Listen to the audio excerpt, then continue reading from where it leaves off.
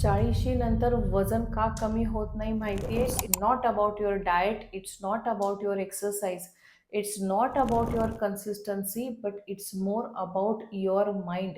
40शी ओलांडली की शरीरात खूप सारे बदल घडतात, हॉर्मोनल इम्बॅलन्सेस होतात, पोटाच्या अराउंड चरबी वाढायला लागते, एनर्जी कमी होते, स्ट्रेस, एन्झायटी हे खूप कॉमन व्हायला लागतं. आणि मग येता जाता लोक कमेंट करतात, अरे तू जाड झालीस का, तू डाएट नाही करत, तू एक्सरसाइज नाही करत, तू साखर नको खाऊ, तू गोड नको खाऊ, तू हे नको करू, तू ते नको करू. पण हे सगळे सल्ले देणारं कोणीतरी कधीतरी हे विचारतं का, आर यू ओके? कारण हे कोणाला माहितीच नसतं की it's not about weight loss, but it is about the baggage you are carrying from years together.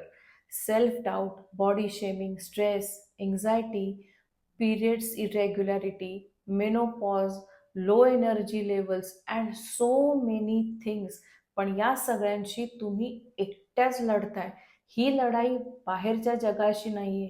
This fight is with your inner world. आणि हे लढता लढता तुम्ही इतक्या थकून जाता की you start blaming yourself, you lose your self worth, you lose confidence.